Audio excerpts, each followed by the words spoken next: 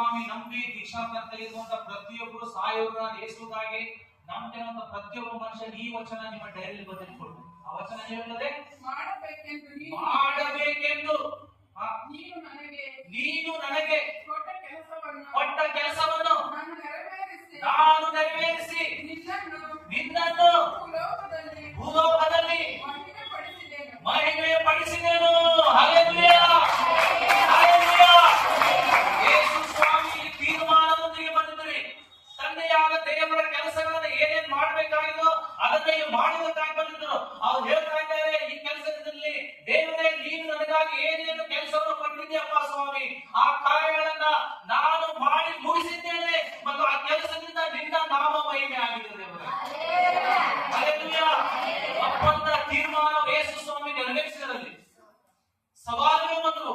ವಿರೋಧವಾಗಿ ನಿಂತ ಸ್ವಾಮಿ ವಿರೋಧವಾಗಿ ಅನೇಕ ಕಾರ್ಯಗಳನ್ನು ಯೇಸು ಸ್ವಾಮಿ ಕೊಲ್ಲಲು ಪ್ರಯತ್ನ ಪಟ್ಟೆ. ಏನಾದ್ರೂ ಸಹ ಯೇಸು ಸ್ವಾಮಿ ಏನು ಗೊತ್ತಾ, ಬೈಬಲಲ್ಲಿ ಶಿಲ್ಪೆ ಹೇಳ್ತಂದ್ರೆ ತೀರಿತು. ಹಲ್ಲೆಲೂಯಾ. ಏನಾದ್ರಿ ತೀರಿತು. ತೀರ್ಥ ನಾನು ಎಲ್ಲವನ್ನ ಮಾಡಿ ನಿನ್ನಂತೆ ನಿನ್ನ ದೇವರೇ ನಾನು ನಿನಗಾಗಿ ಏನು ಮಾಡ್ಬೇಕಲ್ಲ ಎಲ್ಲ ಮಾಡಿದ್ದೇನೆ, ನೀನು ಮೈಪಡಿಸಿದ್ದೇನೆ, ಫಿನಿಶ್. ಹಲ್ಲೆಲೂಯಾ. ನೀನು ಈ ಲೋಕದಿಂದ ಹೋಗುವಾಗ ನೆನ್ಪಿಟ್ಕೋ, ನೀನು ಈ ಲೋಕದಿಂದ ಹೋಗುವಾಗ ಈ ಮಾತನ್ನು ಹೇಳಿ ನೀವು ಹೋಗ್ಬೇಕು. ಹಲ್ಲೆಲೂಯಾ. ಈ ಲೋಕದಲ್ಲಿ ಹೋಗುವಾಗ ದೇವರೇ ನನಗೆ ಈ ಲೋಕದಲ್ಲಿ ಜೀವಿತ ಕೊಟ್ಟಿದ್ದೆ ಸ್ವಾಮಿ, ನಿನಗಾಗಿ ಜೀವಿಸಿದ್ದೇನೆ, ನಿನಗಾಗಿ ಕಾರ್ಯ ಮಾಡಿದ್ದೇನೆ, ಇಂಥ ಕಾರ್ಯ ಮಾಡಿದ್ದೇನೆ, ಮೈಪಡಿಸಿದ್ದೇನೆ, ಈಗ ನಾನು ಸಿದ್ಧರಾಗಿದ್ದೇನೆ. Hallelujah, hallelujah. ಇಲ್ಲಂದ್ರೆ ಹೇಗೆ ಜೀವಿಸಿದೆ, ಏನು ಮಾಡಿದೆ, ಅದು ಮಾಡಿದ್ದೆ, ಏನೇನು ಮಾಡಿ ಅಂತ ಸಾಯವಾಗ ಹೇಳ್ಬಾರ್ದು. ದೇವರೇ ನಿನಗಾಗಿ ನಾನು ಸಾಕ್ಷಿಯಾಗಿ ಜೀವಿಸಿದ್ದೇನೆ ದೇವರೇ, ಮತ್ತು ಭೂಲೋಕದಲ್ಲಿ ಏನ್ ಮಾಡಿದ್ದೇನೆ, ಮಹಿಮೆ ಪಡಿಸಿದ್ದೇನೆ ದೇವರೇ. ಈ ಕಾರ್ಯಗಳು ದೇವರ ಮುಂದೆ ಹೋಗುವಾಗ ದೊಡ್ಡ ಒಂದು ಬಹುಮಾನವನ್ನು ದೇವರು ದೇವರ ಮುಂದೆ ಹೋಗುವಾಗ ನಿಮ್ಮ ಬರೇ ಕೈಯಿಂದ ಹೋದರೆ ದೇವರು ಏನು ಮೆಚ್ಚಿಸ್ತಾ ಇದ್ದಾರೆ. ನೀವು ಹೋಗುವಾಗ ಇಲ್ಲಿ ಅನೇಕ ದೊಡ್ಡ ಕಾರ್ಯಗಳನ್ನು ಮಾಡಬಹುದು.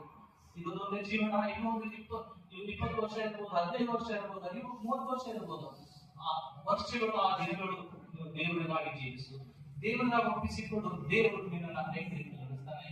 ಅದಕ್ಕಾಗಿ ದೇವರ ಮಕ್ಕಳೇ ತೀರ್ಮಾನ ಇಂಪಾರ್ಟೆಂಟ್. ಸವಾಲುಗಳು ಬರ್ತಾವೆ, ವಿರೋಧಗಳು ಬರ್ತಾವೆ, ಹೋರಾಟ ಬರ್ತಾಯಿದೆ, ಸಮಸ್ಯೆಗಳು ಇಲ್ಲ ಅಂತಿಲ್ಲ, ಎಲ್ಲರಿಗೂ ಸಮಸ್ಯೆ ಇದೆ. ಆದ್ರೆ ಮುಂದೆ ಹೋಗೋದು ನಮ್ಮ ಜವಾಬ್ದಾರಿ. ಬೀಳ್ತಾ ಇದ್ದೇವೆ ಮತ್ತೆ ಹೇಳು, ಮತ್ತೆ ಹೋಗು, ಬೀಳ್ತಾ ಇದ್ದೇವೆ ಮತ್ತೆ ಮತ್ತೆ ಹೋಗು, ಮತ್ತೆ ಹೋಗಬೇಕು. ಆ ಗುರಿಯನ್ನು ಮುಟ್ಟಬೇಕು. ಪೌಲ್ ಹೇಳ್ತಾನೆ, ಏನಂತ ಹೇಳಿದ್ರೆ, ನನ್ನ ಓಟವನ್ನ ನಾನು ನಾನೇ ಮಾಡಿದ್ದೇನೆ, ನಾನು ಬಿಟ್ಟಿದ್ದೇನೆ, ಅದಕ್ಕೆ ಆಗಲಿಲ್ಲ. ಪೌಲ್ ಬಹಳ ಬಂದಿತ್ರಿ. ಅವನ್ ಏನ್ ಮಾಡ್ತಾನೆ, ಓಡ್ತಾ ಇದ್ದಾನೆ ಕೊಟ್ಟಂತ ಸೇವೆಯನ್ನು ಮಾಡಿದ್ರೆ ಅವನು ಹೇಳ್ತಾನೆ, ನಾನು ನನ್ನ ಓಟವನ್ನ